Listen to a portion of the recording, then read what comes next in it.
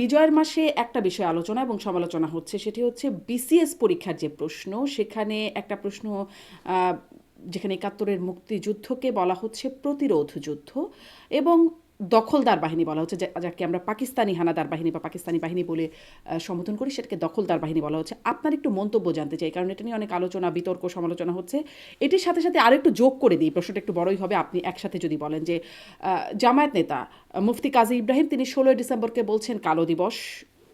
ডাকসুর নেত্রী জুমা, ফাতিমা তাসনিম জুমা, তিনি বলছেন সহস্র শহীদ মুক্তিযুদ্ধে, সহস্র শহীদ। এবং তিনি আরেকটি পোস্ট শেয়ার করে বলছেন বঙ্গবন্ধুকে বঙ্গবন্ধু নামে ডাকা যাবে না, মানে তার পক্ষে না, তিনি সিডিআই এই শব্দটি ব্যবহার করছেন, মানে এই শব্দ লেটারগুলো ব্যবহার করছেন।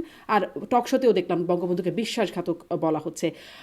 আপনি আসলে সার্বিক মানে মানে এই বিষয়গুলো কি খুব স্বাভাবিক মনে হচ্ছে? এরকমটাই হবার কথা, নাকি আপনি কোথাও কোনো অস্বাভাবিকতা বা শঙ্কার কিছু দেখেন?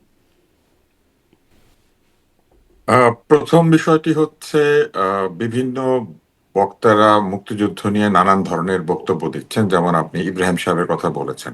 উনি এর আগে করোনা ভাইরাসের একটা ওষুধ আবিষ্কার করেছিলেন, যেটা অ্যালজেব্রা বইয়ের একটি অঙ্ক ছিল।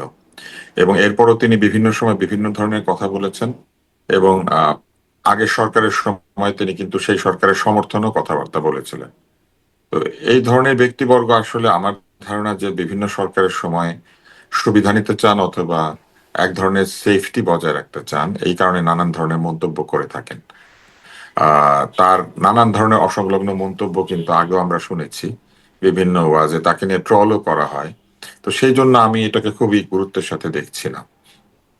তবে প্রকাশ্যে এই ধরনের বক্তব্য দিলে আমাদের আইনে সম্ভবত এই বিষয়ে প্রতিকার রয়েছে।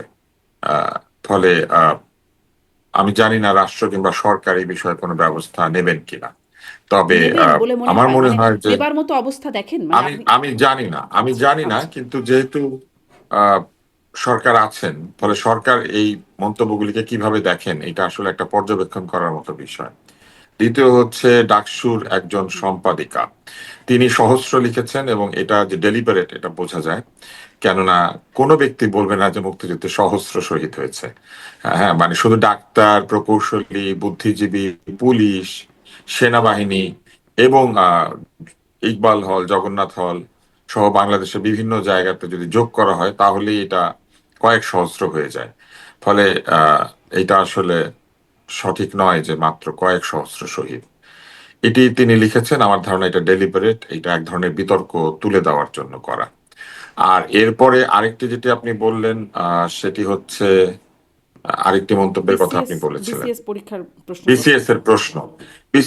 বিসিএস এর প্রশ্ন অবশ্যই ইচ্ছাকৃতভাবে এইভাবে করা হয়েছে। আমাদের মুক্তিযুদ্ধ কখনোই প্রতিরোধ যুদ্ধ নয়। আমাদের মুক্তিযুদ্ধ ছিল মুক্তির যুদ্ধ, ওয়ার অফ লিবারেশন। এটি একটি মুক্তিযুদ্ধ, মানে হচ্ছে একটি জাতির মুক্তির আকাঙ্ক্ষায় সশস্ত্র যুদ্ধ।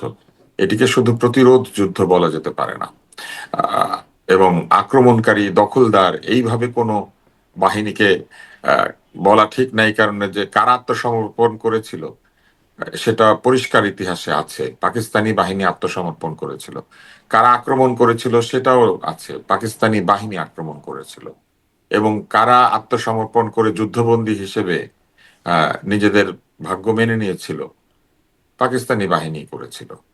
ফলে পাকিস্তান নিজে যেখানে আহ, আক্রমণ স্বীকার করে, সেইখানে আমরা কি করে বলি যে দখলদার, আক্রমণকারী? এটা খুবই অন্যায়। জি।